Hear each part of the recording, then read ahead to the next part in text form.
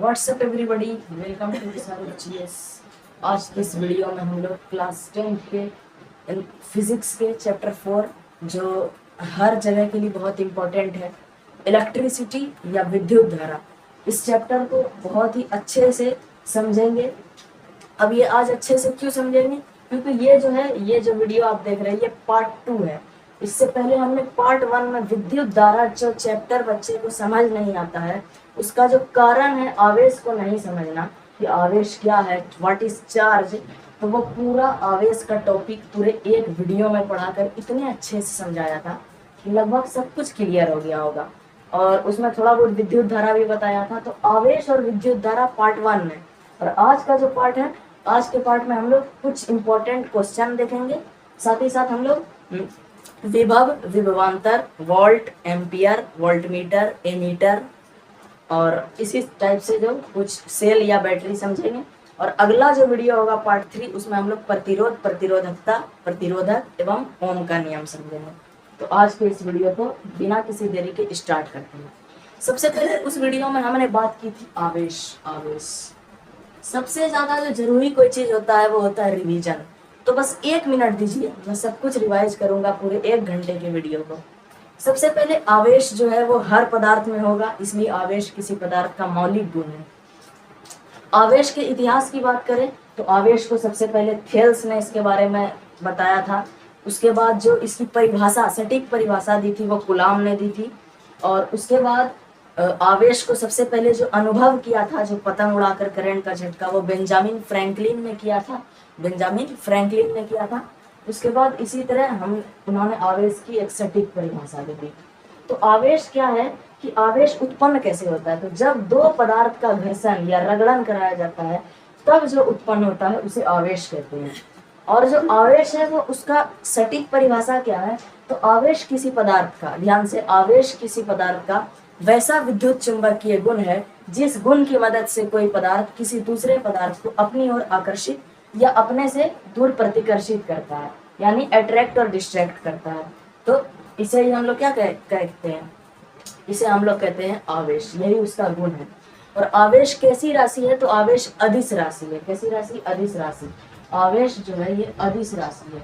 अच्छा, आवेश कितने प्रकार के होते हैं, तो ये प्लस और माइनस, यानी कि ऋणात्मक और धनात्मक 2 प्रकार के होते हैं। और किसी पदार्थ का आवेश, किसी भी, सामान्यतः किसी पदार्थ का आवेश कैसा होता है, तो किसी पदार्थ का आवेश उदासीन होता है। कोई भी पदार्थ जो होता है वो उदासीन या आवेशहीन होता है, यानी उसका जो चार्ज होता है वो न्यूट्रल रहता है, 0, यानी प्लस माइनस कैंसिल हो जाता है। अच्छा, आवेश मैंने बोला अदिश राशि है। फिर आवेश को हम लोग Q से सूचित करते हैं। किससे? Q से सूचित करते हैं। और साथ ही साथ आवेश का जो एसआई मात्रक है, वो आवेश का एसआई मात्रक कूलाम है। क्या है? कूलाम। ये आवेश से संबंधित, ये हो गया एक रिवीजन। तो अब हम लोग एक रिवीजन करते हैं विद्युत धारा का। किसका? विद्युत धारा का। विद्युत धारा क्या है, तो प्रति एकांक समय में, मैंने बताया प्रति एकांक समय में आवेशों की प्रवाह दर को विद्युत धारा कहते हैं। क्या कहते हैं? विद्युत धारा कहते हैं। विद्युत धारा को किससे सूचित करते हैं, तो विद्युत धारा को I से सूचित किया जाता है।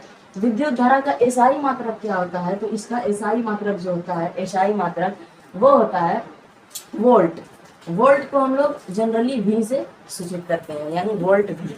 अब जो विद्युत धारा का फॉर्मूला हमने यहाँ से प्राप्त किया, वो प्राप्त किया I यानी विद्युत धारा बराबर Q/T, जहाँ Q का मतलब आवेश और T का मतलब समय, यानी कि प्रति एकांक समय में जितना आवेश बहेगा वही विद्युत धारा होगा। और इसको अगर हम लोग एसआई में कन्वर्ट करें तो I के जगह पर हम लोग, यानी विद्युत धारा का एसआई मात्रक वोल्ट, और आवेश यानी Q का एसआई मात्रक जो होता है वो कूलाम यानी C होता है, और समय का एसआई मात्रक सेकंड यानी S होता है, यानी V बराबर C/S, है ना, V बराबर C/S हमने यहाँ पर देखा। और साथ ही साथ हम लोग यहाँ पर ये क्या लिख दिया मैंने, वेट, विद्युत धारा का जो एसआई मात्रक होता है, मैं विभव की थोड़ी भावनाओं में बह गया था। विद्युत धारा का जो एसआई मात्रक होता है वो एम्पियर होता है फ्रेंड्स। क्या होता है विद्युत धारा का एसआई मात्रक? एम्पियर, जिसे ए से सूचित करते हैं।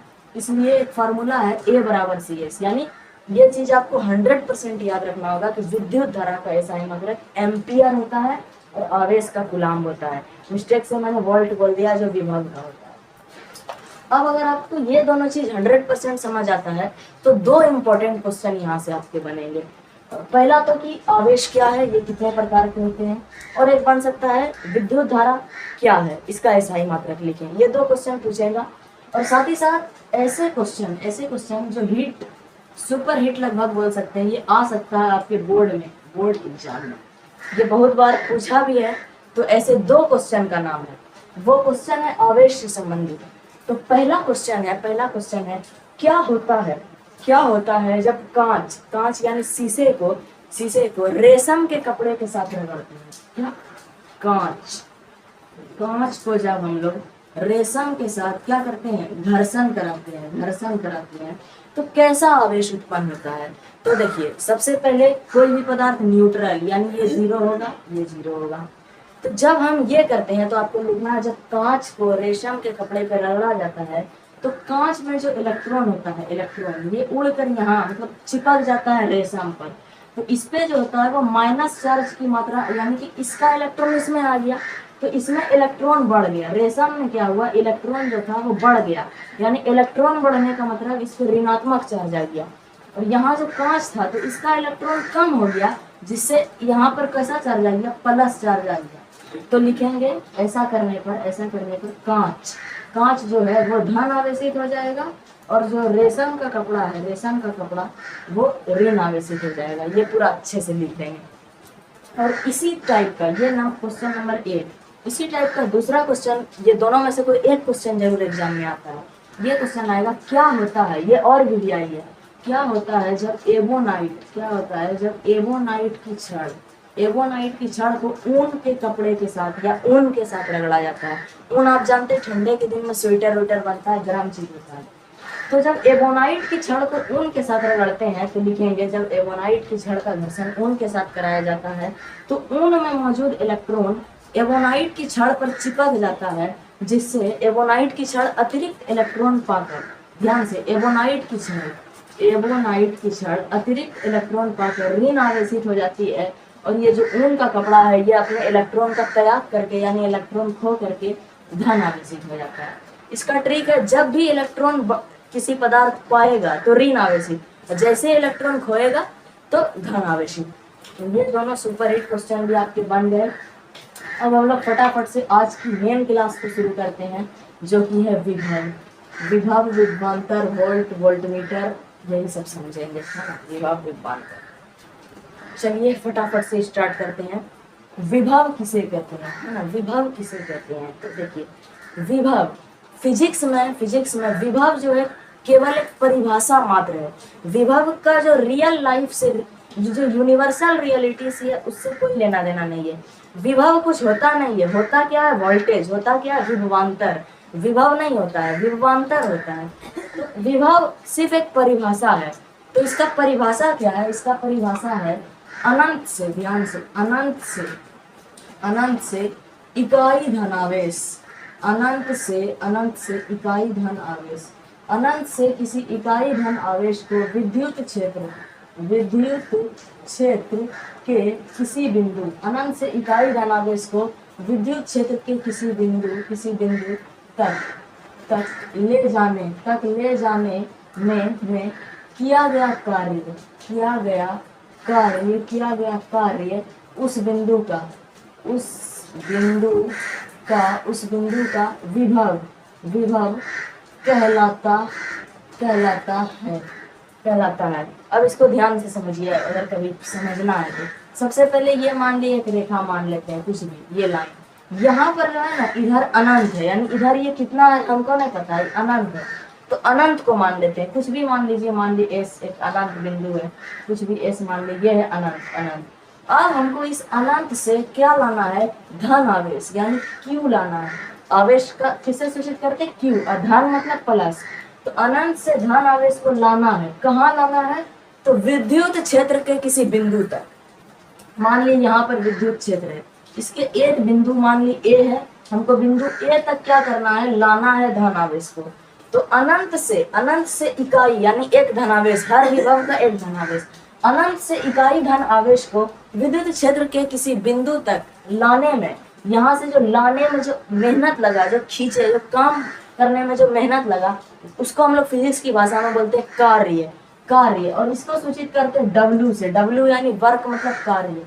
तो इसको लाने में जो वर्क लगा, इसी वर्क के जो यहाँ पर जो बिंदु होगा, यहाँ से यहाँ तक, इस पूरे बिंदु का मान विभव कहलाएगा, विभव। अब एक चीज, विभव को जो है V से सूचित किया जाता है। विभव को किससे सूचित करते हैं? V से सूचित करते हैं। और विभव का जो SI मात्रक होता है, SI मात्रक, वो होता है वोल्ट यानी V। ये वोल्ट जो है बहुत ही महान जर्मन भौतिक विज्ञानी अलेसांद्रो वोल्टा के नाम पर वोल्ट रखा गया है। नापते हैं इतने वोल्ट का करंट, इतने वोल्ट का झटका, तो विभव का SI मात्रक वोल्ट होता है। मैंने यहाँ पर बोला था कि विद्युत का SI मात्रक वोल्ट होता है, जो कि गलत है। विद्युत का SI मात्रक एम्पियर होता है और विभव का SI मात्रक वोल्ट होता है। ये 100% सही है। और इससे हम लोग क्या प्राप्त करते हैं? व्यंजक प्राप्त करते हैं, व्यंजक, फॉर्मूला, सूत्र प्राप्त करते हैं। देखिए, सबसे पहले विभव, विद्युत विभव, इसको हम लोग सूचित करते हैं V से। इसको हम लोग V से सूचित करते हैं। और इसकी परिभाषा क्या है? अनंत से किसको लाना है? इकाई आवेश को। तो आवेश का SI मात्रक Q, और उसमें हम लोग जो लाएं, जो खींच के लाएं, जो काम करें, जो वर्क करें, उसको हम लोग सूचित करते हैं W से। तो देखिए, V बराबर W बटा Q, एक सूत्र मिल गया कि विभव बराबर कार्य बटा आवेश। अब इसको अगर हम लोग SI फॉर्मेट में लिखें, किस फॉर्मेट में? SI फॉर्मेट में। तो विभव का जो SI मात्रक होता है वो वोल्ट होता है, और वोल्ट को भी V से ही सूचित करते हैं। और V बराबर जो ये आवेश, जो काम, जो वर्क है, इसका SI मात्रक होता है जूल को J से सूचित करते हैं। और आवेश यानी Q का SI मात्रक होता है कूलाम। तो V बराबर J बटा C, एक और फार्मूला प्राप्त हो गया। ये दोनों फार्मूला 100% आपको याद होना चाहिए।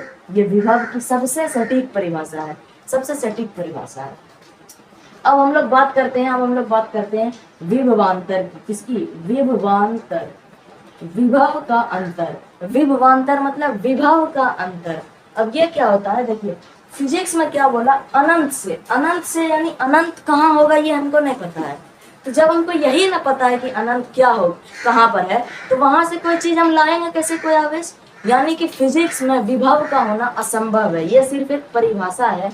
इसलिए एक और टॉप ऑब्जेक्टिव क्वेश्चन बनता है कि अनंत पर स्थित किसी बिंदु का विभव हमेशा शून्य यानी जीरो होता है। यानी जब अनंत पर कुछ है ही नहीं तो जीरो ही होगा ना। इसलिए अनंत पर स्थित किसी बिंदु का विभव हमेशा शून्य या जीरो होता है। इससे एक और ऑब्जेक्टिव क्वेश्चन पूछता है कि पृथ्वी पर स्थित किसी भी बिंदु का विभव कैसा होता है, तो इसका भी मान वही होगा शून्य। कैसा? शून्य, जीरो। अब शून्य क्यों होगा? कि पृथ्वी भी तो अनंत है, इतनी बड़ी पृथ्वी है। अब उस पर हमको कौन वाले बिंदु से लाना ही नहीं बताया गया, खाली बोल दिया किसी बिंदु। अब क्या किसी बिंदु? तो इसलिए किसी मतलब जीरो डायरेक्ट मार दिए। तो दोनों में से कोई ऑब्जेक्टिव पूछे, इसका आंसर जीरो या शून्य होगा। अब हम लोग विभवों के अंतर यानी विभव के बीच के अंतर, जिसे हम लोग विभवांतर कहते हैं, इसकी बात करते हैं। विभवांतर रियल लाइफ में एग्जिस्ट करता है। जो हमारे यहाँ से जो वोल्टेज आता है, जो करंट आता है, उसी को हम लोग वोल्टमीटर द्वारा जिसको नापते हैं वही विभवांतर है। जो बोलते हैं कि इतना वोल्ट का ये चल रहा लाइट, तो वो सब विभवांतर को ही हम लोग नाप रहे होते हैं दरअसल। तो विभवांतर का जो परिभाषा है वो क्या होगा? विभवांतर में देखिए, विभव में क्या हुआ? अनंत से लाएं, जो कि पॉसिबल नहीं है। लेकिन विभवांतर पॉसिबल है। ये आपको बिंदु बता रहा है कि इस बिंदु से आवेश को उठाओ तो इस बिंदु पर लाके पटक दो। इसे ही हम लोग विभवांतर कहते हैं। तो मान लो कोई बिंदु ए है, या ए परिभाषा में नहीं लिखना, डायरेक्ट लिखिएगा किसी बिंदु से, या इसको ऐसे लिखेंगे विद्युत क्षेत्र के किसी बिंदु से। क्योंकि किसी डायरेक्ट बोलेंगे किसी बिंदु से तो फिर ये पृथ्वी वाला केस हो जाएगा। विद्युत क्षेत्र के किसी बिंदु से यानी विद्युत क्षेत्र हमको दे दिया है कि इसी में से कोई बिंदु है, किसी बिंदु से विद्युत क्षेत्र के किसी बिंदु से दूसरे बिंदु तक यानी लिखेंगे विद्युत क्षेत्र के किसी एक बिंदु से, यानी यहाँ पर एक बिंदु ए है तो इससे उठा के विद्युत क्षेत्र के दूसरे बिंदु बी तक इकाई धन आवेश को ले जाने में किया गया कार्य जो कि W है ना, ले जाने में किया गया कार्य जब हम करते हैं उस किया गया कार्य का परिमाण विभवांतर कहलाता है। परिभाषा बोर्ड पे लिखने में बहुत दिक्कत होता है, मैं बहुत अच्छे से सटीकता बोलता हूँ आपको कि विद्युत क्षेत्र ध्यान से, विद्युत क्षेत्र के किसी बिंदु ए से, मतलब किसी एक बिंदु, मान ली वो बिंदु ए है, तो विद्युत क्षेत्र के किसी एक बिंदु से इकाई धनावेश को, किसको, इकाई धनावेश यानी Q प्लस का Q को विद्युत क्षेत्र के दूसरे बिंदु B, यानी विद्युत क्षेत्र के एक बिंदु से इकाई धनावेश को दूसरे बिंदु तक ले जाने में, उसको खींच के लाने में जो मेहनत लगा, जो हम लोगों को कार्य लगा, जो कार्य किया गया यानी जो W वर्क किया गया, उसी के परिमाण को हम लोग विभवांतर कहते हैं। इस तरीके से विभवांतर को जो है, ध्यान से, विभवांतर को भी हम लोग V से ही सूचित करते हैं, और विभवांतर का SI मात्रक भी वोल्ट ही होता है। विभवांतर का SI मात्रक क्या होता है, वोल्ट यानी V।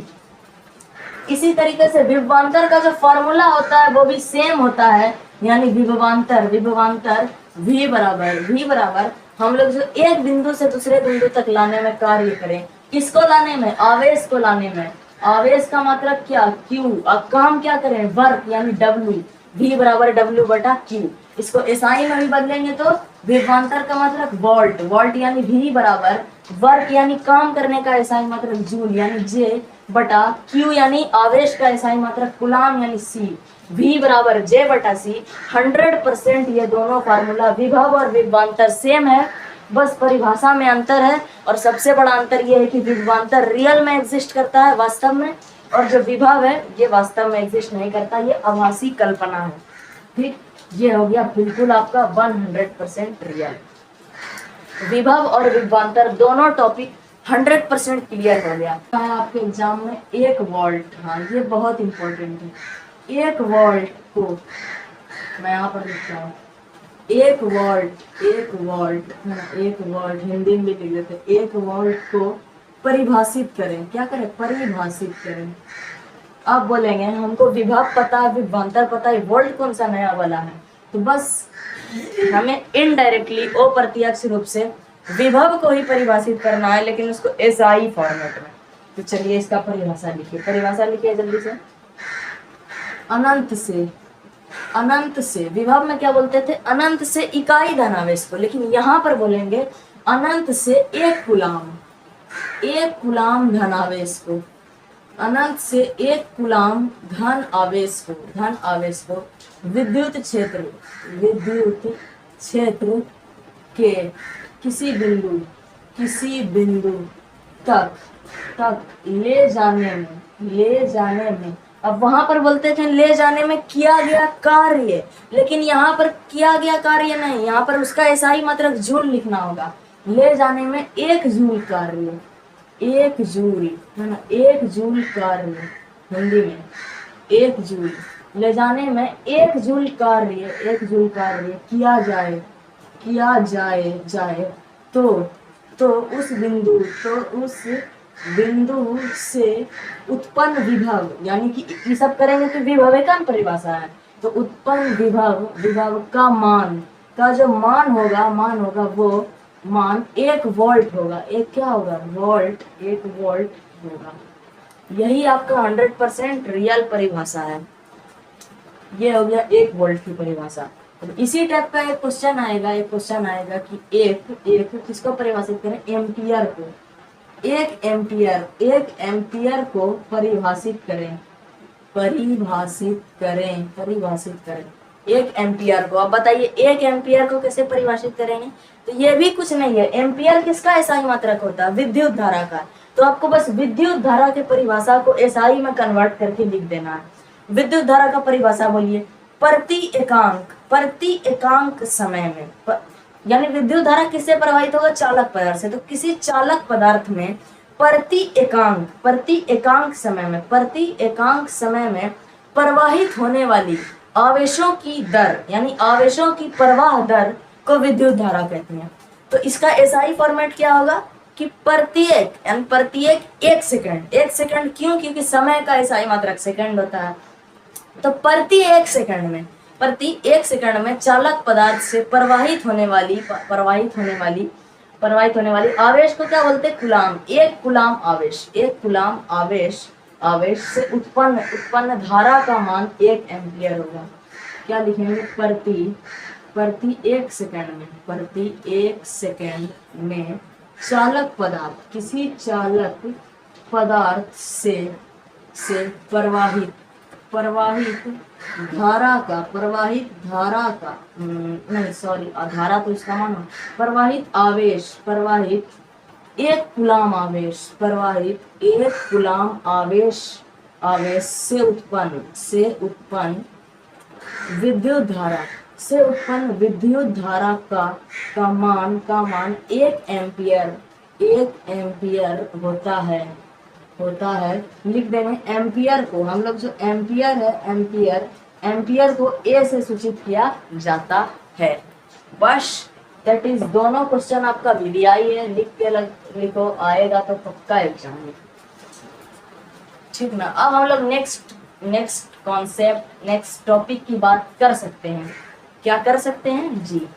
अब जो नेक्स्ट टॉपिक है वो बहुत ही प्यारा है। अगर आपको ये दोनों समझ आ गया तो वो बहुत इजी है। उसका नाम है वोल्ट मीटर और ए मीटर। बहुत लिख दिया, आप थोड़ा समझो, अब लिखना बंद करो। देखो, वोल्ट मीटर से नाम से पता चल रहा है कि इस पे वोल्ट को मापेंगे। किसको मापेंगे? वोल्ट को मापेंगे। अब वोल्ट को कैसे मापेंगे? तो वोल्ट तो दोनों का मात्रक होता है, विभव विभवांतर दोनों का। लेकिन मैंने बताया विभव जो है वो वास्तव में नहीं होता है, वास्तव में विभवांतर होता है। तो यानी वोल्ट मीटर से हम लोग किसको मापेंगे? विभवांतर को। अच्छा, ए मीटर से किसको मापेंगे? तो ए मीटर से जो मापेंगे वो हम लोग मापेंगे एम्पियर को। अभी देखो एम्पियर किसका होता है? लो, एम्पियर विद्युत धारा का होता है। यानी ए मीटर को से किसको मापा जा सकता है? विद्युत धारा को मापा जा सकता है। तो परिभाषा में लिखना, ए मीटर की परिभाषा में लिखेंगे ऐसी युक्ति। क्या लिखेंगे? ध्यान से यार, ए मीटर की परिभाषा थोड़ा मुझे अच्छे से परिभाषा बनाने दो, रट्टा रटाओ परिभाषा में। ऐसी युक्ति, हाँ, ऐसी युक्ति हो सकता है जो किसी विद्युत से प्रवाहित है। यस, लिखिए ऐसी युक्ति जो किसी विद्युत क्षेत्र में प्रवाहित धारा यानी विद्युत धारा, इलेक्ट्रिक करंट, विद्युत धारा के मान को मापे उसे ए मीटर कहते हैं। ए मीटर में जो अंकित स्केल होता है, यानी इसको जो हम लोग, ये जो ए मीटर है उसको जो अंकित स्केल होता है, लिखेंगे ए मीटर में अंकित स्केल को हम लोग हिंदी में बोलते हैं पाठ्यांक। तो दोनों लिख दो, शुद्ध हिंदी इंग्लिश दोनों। स्केल ब्रैकेट में पाठ्यांक ए होता है। लिखेंगे ए मीटर का आदर्श प्रतिरोध। ए मीटर जो है इसका आदर्श प्रतिरोध शून्य अर्थात 0 होता है। और लिखो, ए मीटर को श्रेणी क्रम संयोजन के समतुल्य जोड़ा जाता है, संयोजन में रखा जाता है। आपको इस दोनों में से 2 पॉइंट समझ नहीं आया होगा, आदर्श प्रतिरोध और श्रेणी क्रम। वो हम लोग पार्ट 3 में समझेंगे। ये बहुत ही ज्यादा वास्ट और इम्पोर्टेंट टॉपिक है। तो अभी हम लोग सिर्फ और सिर्फ ये 2 चीज समझेंगे कि ऐसी युक्ति जो किसी विद्युत क्षेत्र में प्रवाहित विद्युत धारा की मान यानी परिमाण को माप ले, उसे एमीटर कहते हैं। एमीटर का जो स्केल होता है वो ए होता है। सेम यही कंडीशन वोल्ट मीटर में लिखेंगे। ऐसी युक्ति जो किसी विद्युत क्षेत्र में अब यहाँ थोड़ा अंतर करेंगे। यहाँ पर लिखेंगे विद्युत क्षेत्र से उत्पन्न विभवांतर को मापे, उसे एमीटर कहते हैं। उसे वोल्ट मीटर कहते हैं। और जो ये वोल्ट मीटर इसमें अंकित स्केल वी होता है। क्या? वी। और वोल्ट मीटर का जो आदर्श प्रतिरोध वो अनंत होता है। क्या? अनंत। और वोल्ट मीटर को हम लोग समांतर क्रम संयोजन में समतुल्य करते हैं यानी रखते हैं। ये हो गया वोल्ट मीटर और ए मीटर का संपूर्ण टॉपिक समाप्त। अब एक टॉपिक बचा। अब क्या बचा? एक topic, one topic only, that is cell या बैटरी। सेल या बैटरी किसे कहते हैं? देखो, लिखो ऐसी युक्ति, अब नहीं लिख सकते ना। ऐसी युक्ति जो अपने अंदर हो रही रासायनिक अभिक्रियाओं के फलस्वरूप, ऐसी युक्ति जो अपने अंदर हो रही रासायनिक अभिक्रियाओं के फलस्वरूप, जल्दी लिखो। ऐसी युक्ति जो अपने अंदर हो रही रासायनिक अभिक्रियाओं के फलस्वरूप विद्युत ऊर्जा का निर्माण करे। क्या करे? विद्युत ऊर्जा का निर्माण करे, उसे हम लोग सेल कहते हैं। क्या कहते हैं? सेल कहते हैं। ये हुआ आपका एक शॉर्ट परिभाषा। एक और परिभाषा मेरे दिमाग में पक रहा है, उसको सोचने दो। पहले ये वाला परिभाषा फटाफट से नोट करेंगे।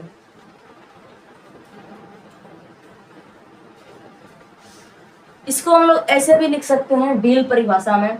ऐसी युक्ति जो अपने अंदर हो रही रासायनिक अभिक्रियाओं के फलस्वरूप अपने इलेक्ट्रोडों यानी अपने दोनों सिरों के इलेक्ट्रोडों प्लस कोमा माइनस के बीच के उत्पन्न विभवांतर को बनाए रखे और लगातार रासायनिक ऊर्जा का रूपांतरण विद्युत ऊर्जा में करे, ऐसी युक्ति को हम सेल कहते हैं। सेल, ये आपका सेल कंप्लीट हो गया। अब बात करते हैं बैटरी किसे कहते हैं। तो बैटरी क्या होता है? सेल मतलब सिंगल और बैटरी बहुत सारा होता है। तो सेलों के व्यवस्थित समूह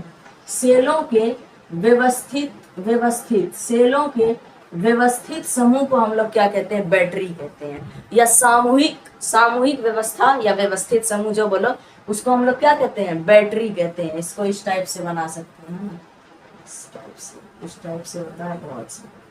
अभी आपको फिगर की कोई आवश्यकता नहीं है। ये आपका आज की क्लास में क्या क्या हुआ, पहले एक बार समरी इज इम्पोर्टेंट। आज के क्लास में हमने किया इम्पोर्टेंट क्वेश्चन में हमने क्या क्या किया? तो हमने वो कांच और रेशम किया, साथ ही साथ एवोनाइट की छड़ और ऊन किया, एवोनाइट की छड़ और ऊन किया। साथ ही साथ हमने विभव किया, इम्पोर्टेंट क्वेश्चन में हमने 1 एम्पियर किया और 1 वोल्ट किया। इसके अलावा हमने एक और चीज किया विभव, इसके अलावा हमने एक और चीज किया विभवांतर, इसके अलावा हमने एक और चीज समझा सेल, इसके अलावा हमने एक और चीज समझा बैटरी। क्या? Battery, cell, battery. अच्छा, एक चीज और, सेल या बैटरी की खोज किसने की? तो सेल या बैटरी की खोज किसी चीज में कच्चा नहीं रहे। सेल या बैटरी की खोज 1796 में आलेसांद्रो वोल्टा, महान जर्मन भौतिक विज्ञानी आलेसांद्रो वोल्टा ने बैटरी का सबसे पहले निर्माण किया था। इसलिए बैटरी को हम लोग वोल्टीय सेल कहते हैं। पूछ लेगा एग्जाम में, बैटरी को क्या कहते हैं? तो हम लोग इसे वोल्टीय सेल कहते हैं, क्योंकि इसका आविष्कार 1796 में आलेसांद्रो वोल्टा ने किया था। ये हो गया आपका। और कुछ बचा? अच्छा, और एक, इतना तो पढ़ लिया। अब हम 1-2 चीज और जल्दी से बताते हैं जो आपको समझ आना चाहिए। चालक क्या है? चालक, चालक या सुचालक वैसा पदार्थ जिससे होकर विद्युत धारा आर पार हो सके। यानी पारदर्शी में क्या था? जिससे होकर प्रकाश आर पार हो सके। और चालक में क्या है? जिससे होकर एक भाग से दूसरे भाग तक विद्युत धारा आसानी से आर पार हो सके, वैसे पदार्थ को चालक कहते हैं। इसकी परिभाषा इंपॉर्टेंट नहीं है, इसका उदाहरण इंपॉर्टेंट है। ध्यान से इसका उदाहरण, सबसे पहले तो अधिकतर धातु जो है वो चालक है, और सबसे अच्छा चालक है चांदी, फिर है सोना, फिर है आपका तांबा या कॉपर, फिर आपका लोहा या आयरन, और फिर क्रोमियम, बहुत सारा धातु। उसके बाद इसकी जो चालक है वो है नमी युक्त वायु, नमी युक्त वायु, या इसी को हम लोग बोलते हैं आर्द्र वायु, आर्द्र वायु, ये भी इसका चालक है। उसके अलावा इसका चालक है अशुद्ध जल, यानी गंदा पानी, इसमें भी करंट दौड़ता है, अशुद्ध जल। इसके अलावा इसका चालक है मनुष्य शरीर, है ना, मानव शरीर। हम लोग खुद विद्युत के चालक हैं, करंट का झटका लगता है ना, यही सब इसका जो है वो चालक है। अब हम लोग जल्दी से बात करते हैं विद्युत के ओ चालक की, इसकी ओ चालक की। तो इसका क्या है? वैसा पदार्थ जिससे होकर विद्युत धारा आर पार नहीं हो सके, या जो विद्युत धारा को अपने से होकर गुजरने नहीं दे, उसे अचालक कहते हैं। या इसी का एक और नाम है विद्युत रोधी, क्योंकि यह विद्युत को रोकता है, अवरोधित करता है, विरोध करता है। अचालक या विद्युत रोधी की परिभाषा भी इंपॉर्टेंट नहीं है, इसका भी उदाहरण इंपॉर्टेंट है। इसका जो उदाहरण है जिससे विद्युत धारा नहीं प्रवाहित होती है, वो है सूखी लकड़ी, सूखी लकड़ी, इसको हम लोग बोलते हैं गत्ता, गत्ता ये। और इसका एक और उदाहरण है मोम, मोम। और एक उदाहरण है कांच यानी शीशा, ये भी, इससे भी विद्युत धारा ना के बराबर प्रवाहित होती है। और शुद्ध जल, और क्या? शुद्ध जल, इससे भी धारा प्रवाहित नहीं हो सकती है। ये सब इसके कुछ इंपॉर्टेंट उदाहरण है। तो कुल मिला के आज हमने इंपॉर्टेंट क्वेश्चन में कांच रेशम का घर्षण, एवोनाइट की छड़ और ऊन का घर्षण, 1 एम्पियर और 1 वोल्ट की परिभाषा, विभव और विभवांतर का कॉन्सेप्ट, सेल और बैटरी का कॉन्सेप्ट, साथ ही साथ चालक कोमा अचालक क्या है ये भी पढ़ा। विद्युत धारा, एसआई मात्रक वगैरह हर चीज का अच्छे से जाना। ये हो गया आज का वीडियो, पार्ट 2 एंड। अब हम लोग पार्ट 3 में क्या देखने वाले हैं? पार्ट नंबर 3 क्या पढ़ने वाले हैं? अगले पार्ट में हम लोग पढ़ेंगे, ध्यान से, प्रतिरोध। क्या? प्रतिरोध, प्रतिरोधकता, प्रतिरोधक या प्रतिरोधकता। उसके बाद पढ़ेंगे ओम कौन थे और इनका नियम, ओम का नियम क्या कहता है। साथ ही साथ ओम के नियम का सत्यापन भी हम लोग बिना किसी समस्या के करेंगे। तो आई होप आपको आज की क्लास बहुत अच्छी लगी होगी। Thanks for watching. Next class में मिलते हैं।